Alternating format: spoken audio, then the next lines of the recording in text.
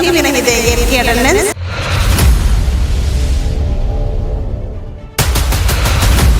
ये हमारा एक दिन का नहीं, पूरे साल भर का वेतन काट ले, लेकिन तब भी हम बच्चों को पढ़ाएंगे, बगैर वेतन पढ़ाएंगे, लेकिन इनकी जबरदस्ती की मनमानी नहीं चलेगी।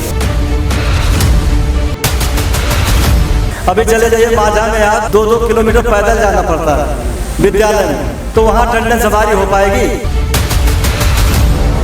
हमको ना अखिलेश की जरूरत है, न राहुल की जरूरत है, न समाज के अन्य किसी राजनीतिक व्यक्ति की जरूरत है। हम खुद सक्षम हैं कि सरकार से अपनी मांगे हम मंगवा लें।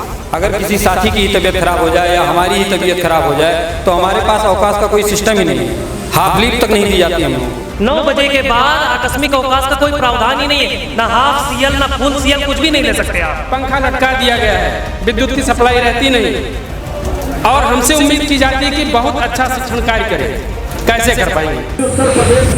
नमस्कार, मेरा नाम है सिद्धार्थ सूर्यवंशी। स्वागत है आप सभी का नारद टीवी के विमर्श मंच पर। जिस तरीके से आप देख रहे होंगे पूरे प्रदेश में आज जगह जगह पे शिक्षक अटेंडेंस को लेकर के जगह जगह विरोध प्रदर्शन, धरने प्रदर्शन, और सरकार को बार बार घेर रही है कि हम क्या चोर हैं, क्या उचक्के हैं। जिस तरीके से हमारे ऊपर विश्वास नहीं जताया जा रहा है, उन्हीं सब मुद्दों को लेकर के हम यहाँ पे आए हुए हैं। और अभी मैं आपको दिखाऊंगा कि यहाँ पे लगभग सैकड़ों शिक्षक और शिक्षिकाएं यहाँ पे विरोध प्रदर्शन के लिए आए हुए हैं।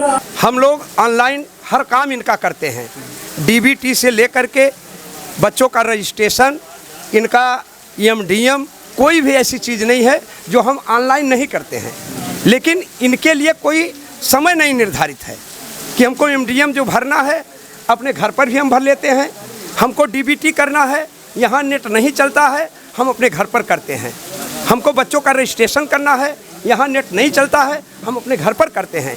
लेकिन इनका जो समय शेड्यूल है, उस समय पर यदि हम घर से चले, हमारा कोई भी अध्यापक ऐसा नहीं है जो 2 किलोमीटर 1.5 किलोमीटर की दूरी पर हो।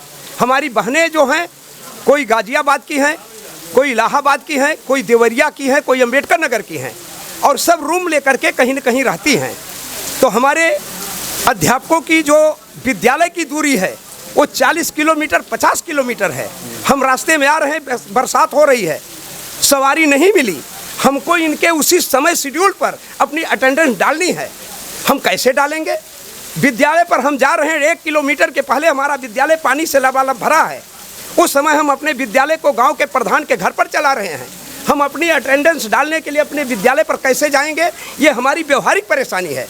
हम इनके किसी भी कार्य से पीछे नहीं हैं, लेकिन ये हमारी समस्याओं को बैठकर विचार कर लें, हमारी समस्याओं को पूरा कर दें। हम इनसे कहीं भी दूर नहीं हैं, ये हम हमारे हैं, हम इनके हैं। हमारा संगठन कभी विरोध सरकार का नहीं किया है और ना विरोध कर रहे हैं। हमारी समस्याओं को ये जाने, समझें, बैठ के विचार करें। ये फरमान तुगलकी फरमान है कि ऐसी कमरे में बैठ करके आपने फरमान जारी कर दिया। आपने गांव की स्थिति नहीं देखा। गांव में आज भी बिजली नहीं है। एक विद्यालय पर मैं गया हूं, प्रतापपुर एक विद्यालय खमरिया का, आज भी वहां लाइट नहीं है। वहां की व्यवस्था कैसे बनेगी? और विद्यालय है, माझा मन्ना हुआ, ये माझा किता अव्वल हुआ, अशोकपुर हुआ, ये तमाम ऐसे विद्यालय हैं हमारे ज़िले के जहां पर नाव से हमको जाना पड़ता है। हम अपनी अटेंडेंस कैसे देंगे? यदि हम अटेंडेंस उस समय नहीं दे पाए, हम गैर हाजिर हो गए। तो ये सारी समस्याएं हैं, और इनका कौन सा काम ऐसा है जो हम नहीं कर रहे हैं? ये हमारी क्रॉस चेकिंग कराते हैं। एक ब्लॉक में 14 BO और ARP, इनके खंड विकास के तमाम सचिव हमारी इंक्वायरी कर चुके हैं, और हम 99% प्रेजेंट पाए गए हैं। पूरे प्रदेश का रिकॉर्ड है, और हम हमेशा प्रेजेंट रहते हैं। हम इनके कहने से बच्चों को नहीं पढ़ाते हैं। हमारा धर्म है, हमारी अंतरात्मा ये कहती है कि हम इन बच्चों के साथ ये गलत करेंगे तो हमारे बच्चों के साथ गलत होगा।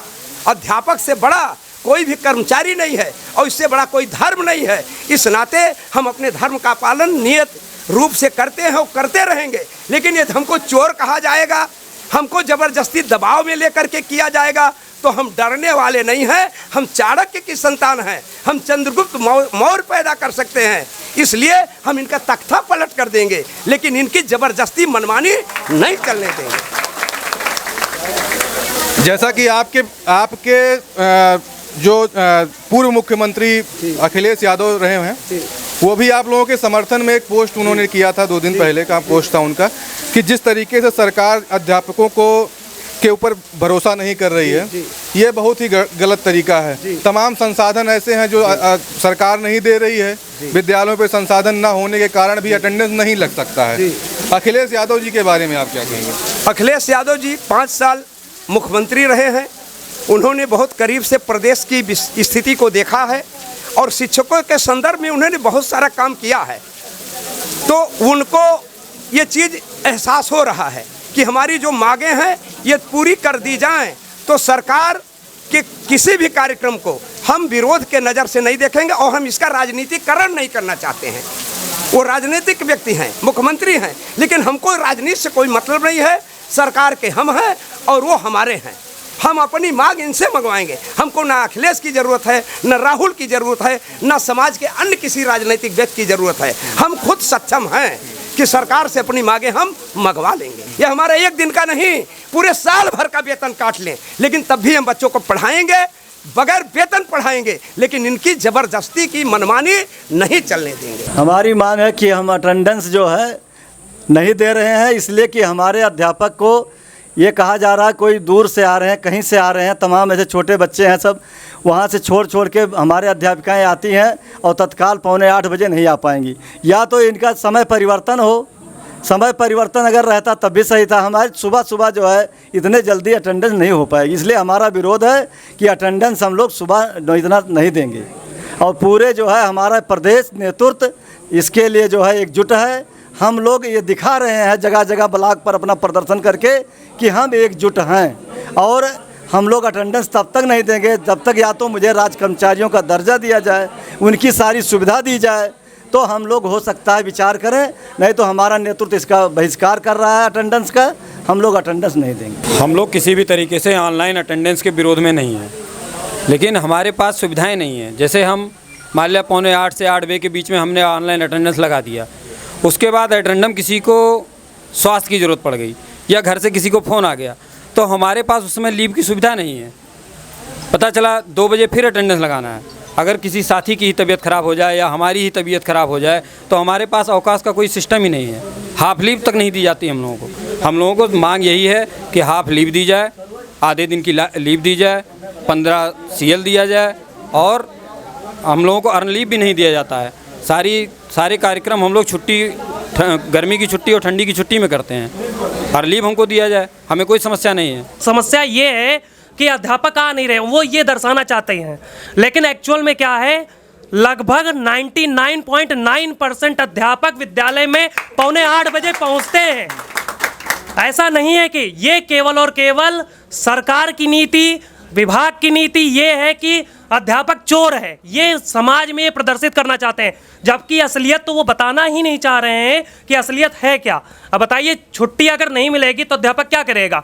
किसी के, अब एक और कंडीशन है, किसी के पिताजी या माताजी या फैमिली में कोई एक्सपायर हो जाए, कोई छुट्टी नहीं है, सारे लोग मेडिकल लेकर के अपना घर का अंतिम संस्कार का पूरा प्रोग्राम करें। किसी भी अवस्था में मेडिकल का प्रयोग करो, CL तो देना ही नहीं है। CL 9 बजे के बाद तो देना ही नहीं है, सीधी बात है। समाज में बताया जाता है कि बहुत छुट्टियां मिल रही हैं, गर्मी की छुट्टी मिल रही है, ठंडी की छुट्टी मिल रही है। अरे ये तो बताओ कि गर्मी की छुट्टी 40 दिन की थी, उसको आपने 15 दिन घटा करके 25 दिन कर दिया। वो बच्चों की छुट्टी है। वो भी एक और चीज, अगर अध्यापक कहीं घूमने जाना चाहे तो नियम में ये लिखा है कि अध्यापक को पूरे साल काम करना है, आप मुख्यालय छोड़ के जा ही नहीं सकते। ये कहाँ का नियम है? जबकि अन्य विभागों में जैसे केंद्रीय विद्यालय है, नवोदय विद्यालय है, घूमने के लिए भी पैसा मिलता है। यहाँ तो घूमने तो छोड़ो, और मतलब कि उल्टे और ऊपर बवाल हो जाएगा। यहाँ जिला छोड़ के जा ही नहीं सकते। तो आप बताइए, हम अपना कोई भी काम कैसे करें? कोई आकस्मिक आपदा हो उसमें हम कैसे रह पाएंगे? कि सरकार हमारी अगर ये मांग मान ले रही है, प्लस विद्यालय में समुचित संसाधन से हमारा प्रयोजन है कि भाई जैसे जो दुर्गम रास्ते हैं, दुनिया भर के अभियान चल रहे हैं, कायाकल्प चल रहा है, तो उसके अंतर्गत हमारे विद्यालय तक रास्ता सुलभ हो, रास्ता सही हो, विद्यालय में विद्युत आपूर्ति ढंग की हो। हमारा अध्यापक पसीने से तरबतर हो जाता है, पंखा लटका दिया गया है, विद्युत की सप्लाई रहती नहीं, और हमसे उम्मीद की जाती है कि बहुत अच्छा शिक्षण कार्य करें। कैसे कर पाएंगे? फिजिकली और मेंटली हमें प्रिपेयर होना चाहिए। पहले अच्छा शिक्षण कार्य करने के लिए हम लेसन प्लान घर से बना के लाते हैं कि चलिए फला दिन ये पढ़ाएंगे। अचानक एक फरमान आता है कि पेड़ का उठान करना है। अचानक ये फरमान आता है कि पेड़ का उठान करना है। पता लगा मैं मैथ का क्लास ले रहा हूँ, अचानक डॉक्टर के विभाग का ये आदेश आ जाता है कहीं से कि भाई संचारी रोग के बारे में तुरंत रैली निकालो। तो इन सब चीज़ों पर विराम लगाया जाए। हमें रसोइया का काम दे दिया गया, हमें रसोइया का काम दे दिया गया, आटा पिसवाने वाला बना दिया गया।